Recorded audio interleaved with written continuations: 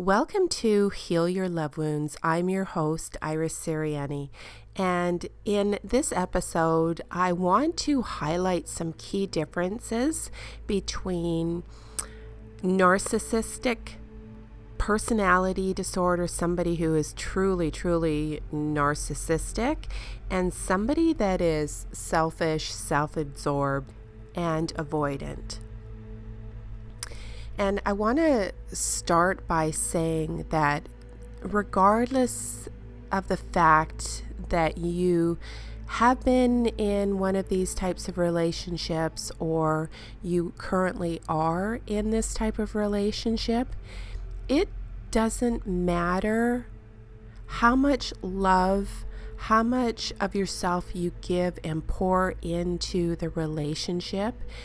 It's really important to know that by staying in these types of unhealthy and truly toxic relationships, you are giving your power away to the person in the relationship. You are essentially being controlled and manipulated by their behavior with the thought that somehow something within them is going to change. But it never starts with them. You will never find your worth and you will never find your power from an external source or from another person. It may appear that way, but it is deep down, it is not that way, and you feel it. I know that you feel it. So I want to help outline the difference between somebody that has narcissistic personality disorder and somebody who is just really selfish, self-absorbed, and really is avoidant in relationships. Now, I've done quite a few episodes on the dynamics between somebody who tends to be anxious in their relationships and how they tend to partner with somebody who has avoidant tendencies in the relationship. So I won't go into too much detail about somebody that is avoidant and somebody that has anxious tendencies in the relationships, but I will leave some links to some videos below this episode so that if you're interested in learning more about the dynamics of these two types in relationships, feel free to go ahead and listen to those episodes. So let's start. The term narcissist seems to have become the wide-casting buzzword we now use to describe a person we are in a toxic relationship with. So some people really are narcissists, but some people are just selfish, self-absorbed, and avoidant. And, a narcissist can be described as somebody who is selfish, and self-absorbed. That is true. But some relationships are truly toxic, causing psychological distress, but some are just plain healthy and are not helping us grow and supporting us in life. And when you are in an unhealthy relationship with somebody that just really is all about themselves, you can feel very isolated and very alone. So what exactly then is the difference between true narcissistic behavior and someone who is selfish and avoidant in their relationships? Let's start with narcissistic behavior. When you are in a relationship with somebody who is selfish, self-absorbed, and avoidant, it looks quite a bit different than when you are in a relationship with someone who is a true narcissist with narcissistic personality disorder. A narcissist at the core level of the personality disorder lacks the ability to understand and share the feelings of another person. So they really lack empathy and that ability to tap into the feelings of another person. And you discover quickly that what they say and what they do does not align. They belittle, criticize, and put you down, but tell you they are only saying and doing hurtful things because they love you and are only trying to help you be a better person. Imagine somebody saying hurtful things and doing hurtful things and then telling you that they are only doing it because they love you and they are trying to help you be a better person. They gaslight and they create confusion. Gaslighting is when somebody does something, then denies having done it, or they twist it around and they blame you for it, as if to say, I claim no responsibility for any wrongdoing. And they create a lot of confusion by twisting and turning and diverting and blaming, and it's like being caught in a spider web of lies, and it creates so much confusion that you actually start to believe that maybe you were the person that did that thing, caused that thing, said that thing. It's very confusing. Another thing that happens if in these types of relationship is they create separation with family and friends. And some of the ways that they do this is by constantly telling you how horrible and selfish your family members and friends are. And with all of the other psychological and mental duress that you're experiencing as a result of this relationship, somehow things get distorted and you actually start believing it. And this is the psychological damage that being in this type of relationship does. Another way that they create the separation is by making you feel so embarrassed and ashamed about the insanity of the relationship that you avoid wanting to hear the concerns from your family and friends. So what happens here is that there is so much embarrassment, and you almost feel ashamed at your own behavior and the way that the relationship is, because you're not keeping this type of relationship to yourself. You know, family and friends are aware that there's something going on, but you want to hide it from your family and friends. So you create distance, you keep away from them. And another way is that you're made to feel guilty and are called selfish, and probably a whole bunch of other names, for spending time with your family and friends. And you will have experienced this in that every time you try to go out and spend time with your family and friends, they make it so difficult for you to leave. They create fights, they create a scene, like there's just so much drama just to even leave the house to be separate from that person. And there is definitely repercussions and backlash when you get home. And you know, I've worked with some women who say that it's not even worth it. It's not even worth the fight to try and get together with family and friends. So they don't. All in all, what happens is this person, they chip away at your self-esteem and your self-worth. You really start to question events and your abilities. You lose all of the joy in your life, and you believe that you are nothing because they have hollered everything nasty at you for years.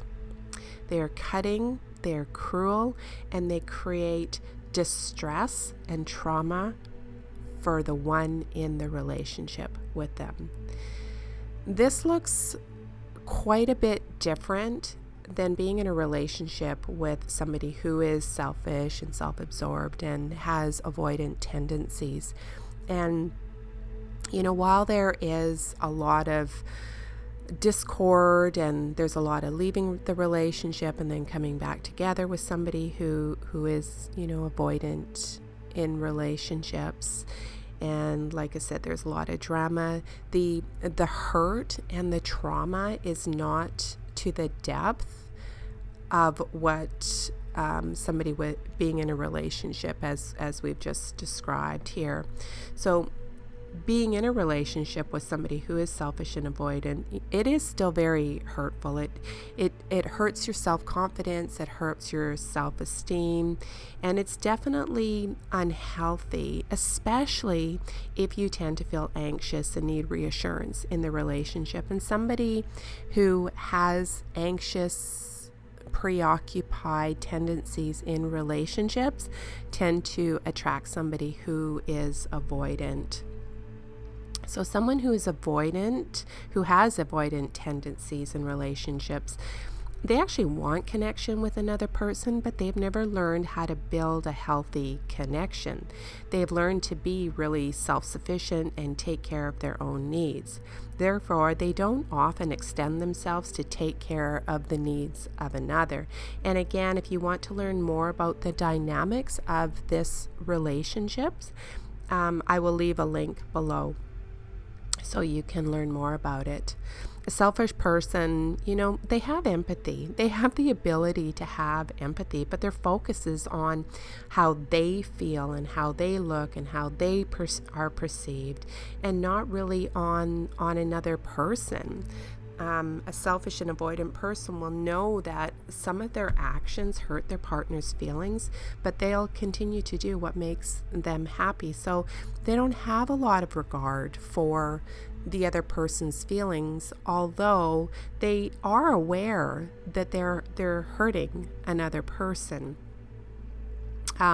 They're very focused on themselves first and not on creating inclusiveness in the relationship. And they see themselves really as separate from the other person. And you'll often say to yourself that you feel lonely in the relationship. And it's really an unpleasant feeling to be in a relationship where you're craving a deeper level of connection with that person and getting glimpses of it every once in a while, but you're never really quite able to keep the depth of that connection that you're actually really, really deeply desiring. And there's always an underlying fear of, will that person leave me? And it creates a lot of insecurity. If you are somebody who has anxious tendencies. So a selfish and avoidant person does have the ability to see when they are hurting somebody, and they can apologize, and they do have the capacity to feel bad.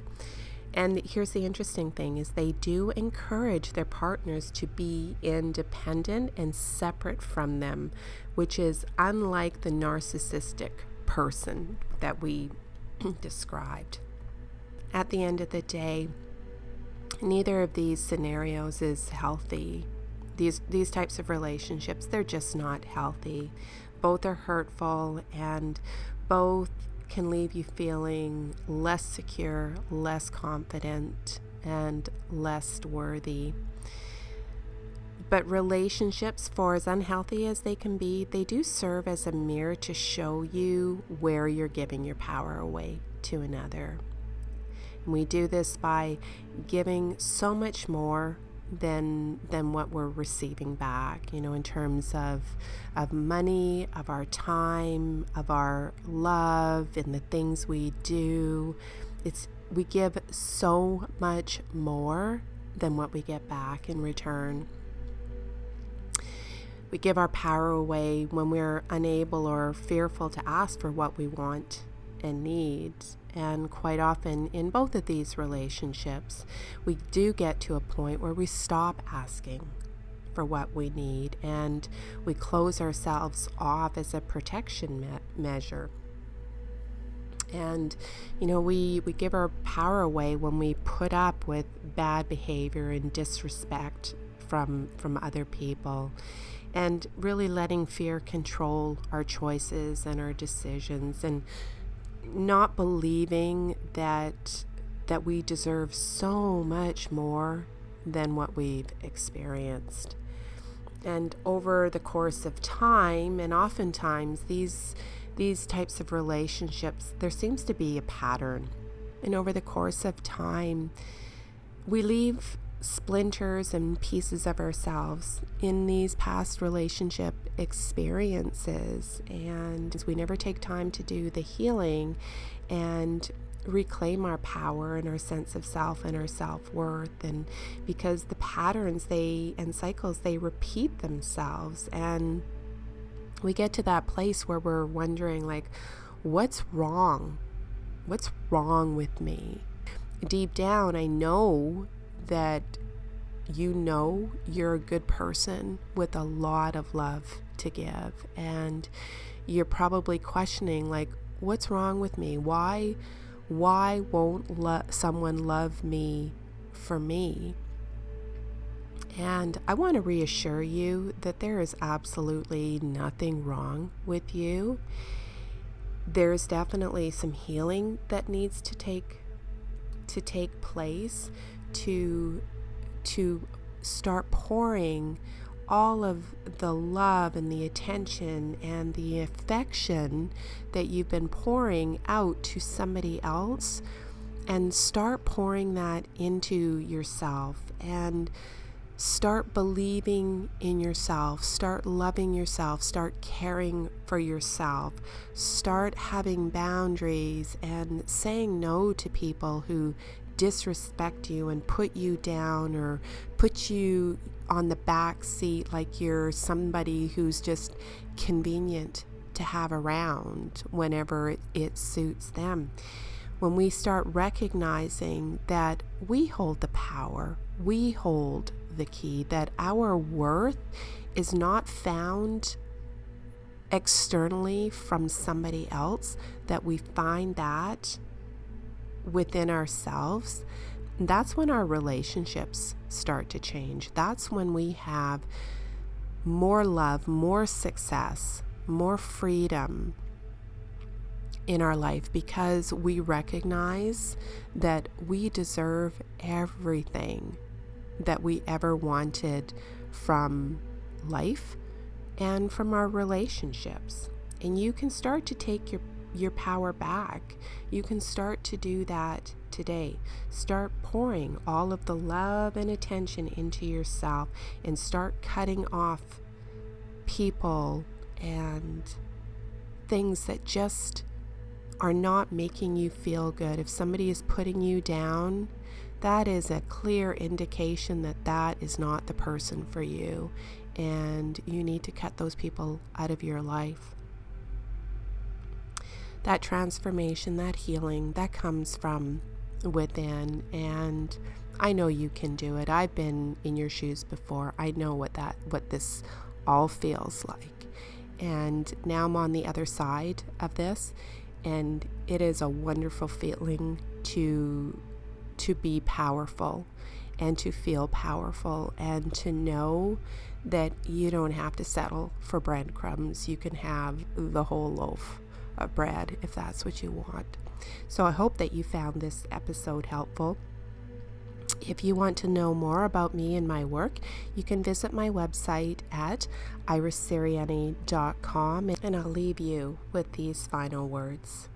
Be brave, forgive yourself and others, live big, trust yourself, make the tough decisions even though it breaks your heart. Trust that what and who leaves your life is meant to leave. Have faith that the space that's left will be filled with new experiences and opportunities that expand your heart and your life. And until I see you on the next episode, be well.